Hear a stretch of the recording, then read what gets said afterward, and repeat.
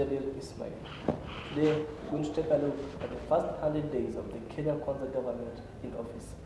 We're going to discuss the hits and misses as far as governance is concerned. I'm joined with Mr. Samuel Mundia, former youth leader in Jubilee Party and currently UDA Youth Leader in Nairobi County. Welcome, Mr. Samuel. Sansana, bro. In its effort to revive the economy, the government removed subsidies in petrol and other commodities. Was it the right move for the government to do so? Yes, it was a right move because we had a lot of cartels who are between the government and the companies that they offer such services. Right now you can see even the commodity that we are using, right, the prices are still going down. Within the next 6 months, we'll see most of the prices in unga and fuel and everything will come down. Yes. So you're saying the cartels were playing a major role for the goods to go high? Yes. Because you find most of the, if you go on and check the report, most of the companies still says that they haven't received the subsidies money. And in government, you can see the books are saying they already paid. So there's some cartels within where we don't know who was getting the money, because the real people service provider, they are yet to receive their money. But the money in the books is seen that already has been given out. Right now the country is facing a major crisis of drought, and in the effort of the government to curb the crisis of drought, yes, they lifted the ban on GMO. Was it the right decision for the government to make as far as health concerns are being questioned by the ODM leader Raila Amolo Odinga? First, I won't comment more on that, because the agriculture minister said they are yet to give clear direction on about GMO, and right now we are trying to find other ways to curb these droughts. But on the issue of GMO, we are waiting for the minister to give clear directions about it, because I know there was some issues between the trade minister and the current CS on agriculture.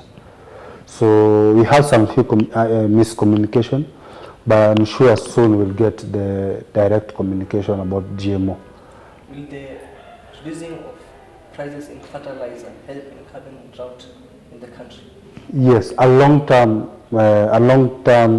decision, and a long-term that will help the country to curb on the drought. Because if we focus on production, surely we will have good fruits after that. We may suffer in between, but in future we will finish these drought problems.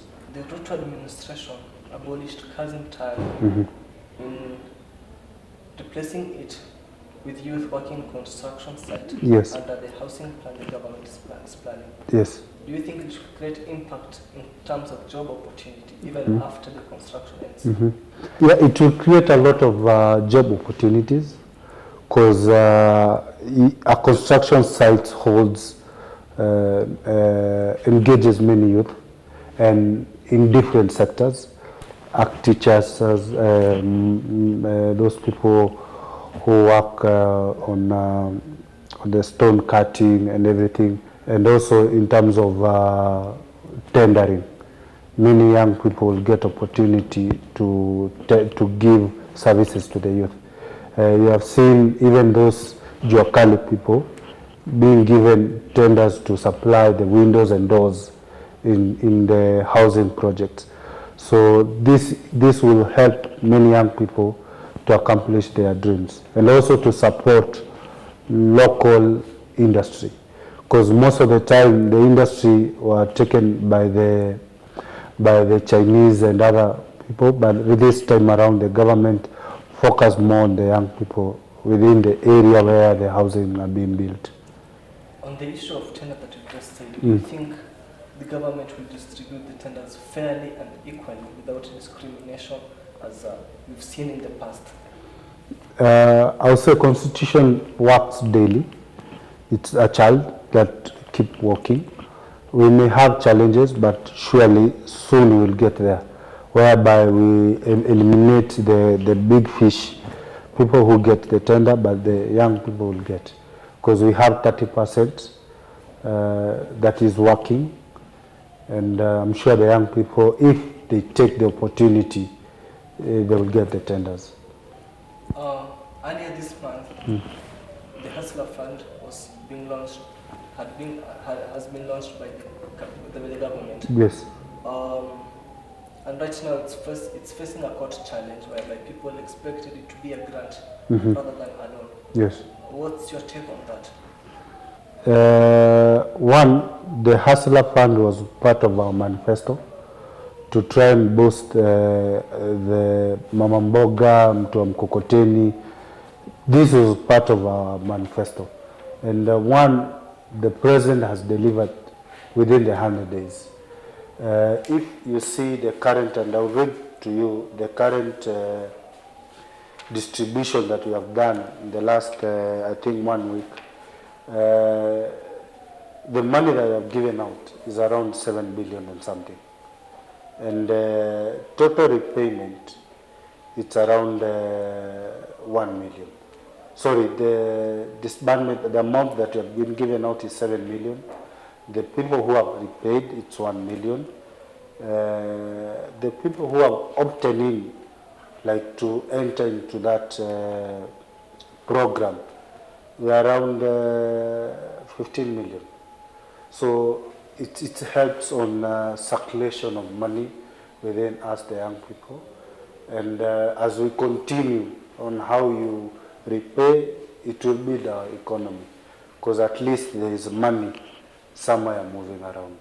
In terms of grant and not a grant, I think everything starts with a step, because I'm sure as we reach in future, we'll have it as a grant, but as it's a low percentage that you are being repaid. It's not like the bank. The bank, I think, is 14%. Us is a bit lower than that. So it's a bit, if you check the balance between the bank and the Hustler Fund, it's a progress that you are making.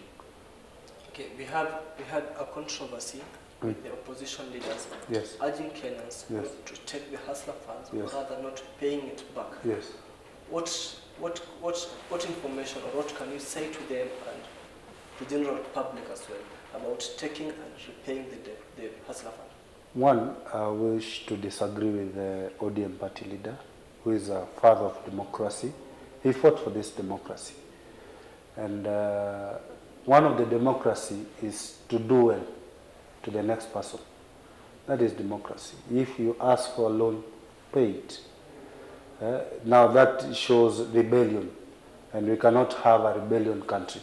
Number two, he promised 6,000 every month to everyone who is unemployment.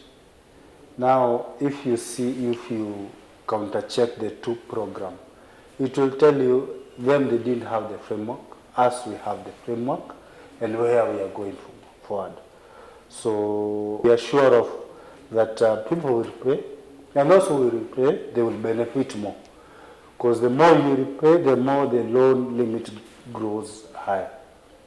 Yes. Earlier this week, the president stated that the government is planning to invest more in ICT and yes, such stuffs. yes. Do you think it is a good challenge for the government to follow? Yeah, it is a very good challenge, because now we will have many young people getting jobs. Because right now, a lot of work is being done online. And recently, the president is in the US, and he had a meeting with the Google on how to monetize the Google platforms in Kenya. And also, I think he will have a meeting with the Meta group, so that we can have them monetizing this program, so that many young people will get jobs online. And also, we export our capability out there, because we have great engineers in ICT, we have great artwork people, we have great content creation in our country, and we can export out there. So the IT will, and recently we had Jamhuri Day, which was totally focusing on ICT. That means we are going to take another step higher in terms of ICT, in terms of employment. And the government is focused even in the Wi-Fi. We have seen, we had a launch in the city market, free Wi-Fi. Yesterday we had here in Mundurwa. And majority of our market will have free Wi-Fi in towns. So that if you're not busy, you can do something online, than betting and do other things online. You can do your work and get some little money from it. The government recently deployed KDFs, Yes. KDF troops Yes. to DRC. Do you think it's the right move concerning that, with having a concern that we are facing a huge challenge of drought and other things in the country, which it will cost the government huge money? Yes. Taking the troops to DRC, and right now in Kenya we're facing a lot of challenges as a country. Do you think it was the right decision for them to send the troops to DRC? There are two things we need to check on it first. How much do we get from DRC? And how much do we sell to DRC? And how much does DRC sell to us? In terms of trade relationship between us and DRC is very high. We cannot afford to have a country that is not stable because of how much we get from there.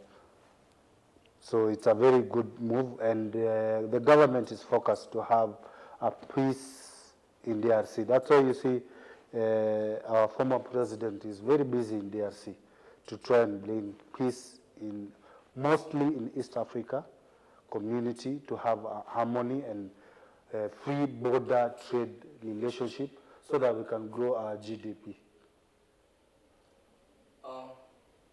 We had the issue of insecurity in Nairobi County. Yes.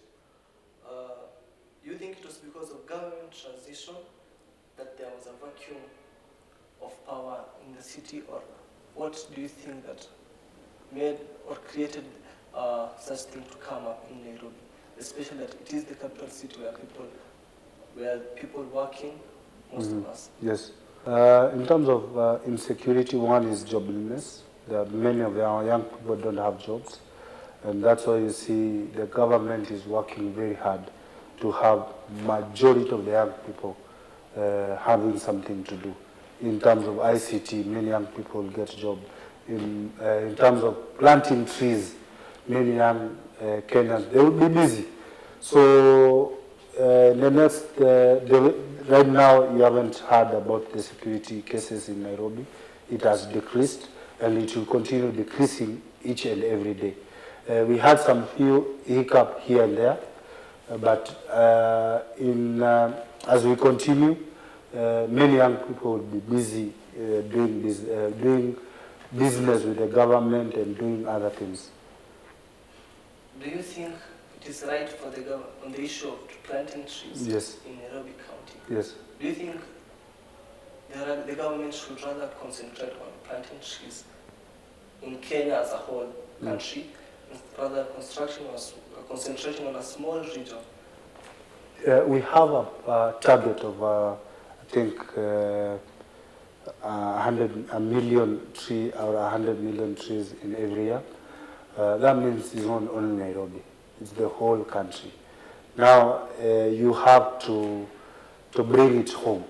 So each county has its own structure on how they will accomplish these things.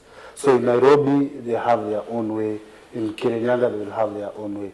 So to have many young people getting something to do than to have kazi mtaani is just to give them the tree to save the future generation, because how to save a future generation is to plant one tree. And that is what we are focusing on. And planting more trees, it will reduce even the drought that we have in this country. Okay. The issue of paying tax in the country. Yes. We had, as the campaign was going on, the deputy president and the president was saying that Kerry was putting pressure on Kenyans a lot. Yes. And currently, the system that was brought before they came in, the new system, Yes. it is being put in place, which they say they will deal with it and leave it aside. But I think it's not being put in place, and the government saying that every business owner, as much as, no matter how small the business is, they must pay tax. Do you think the pressure, is it on a positive note or is it on a negative note? It's on a positive note because we need tax so that we can run this country in terms of infrastructure and everything. So we need to we are creating first environment that you are able to work. That's why you see a company like Keroche, it has come back to do their business. We have the Amfric Kamau business, it's working. We have had the steel company in Kilifi, it has come back to, the industry has started working. So first we are creating the environment, then when the environment is working on, the people will pay tax. Kulipa ushuru ni kujitegemea. Yes, and that is what the president is focused on. Okay. Yes. I think that's where we wrap it for today. Thank you, Mr. Samuel, for coming. Thank you. Thank you. Thank you for your time. Thank you. Thank you for our viewers for your time and tuning in. Jabil Ismail.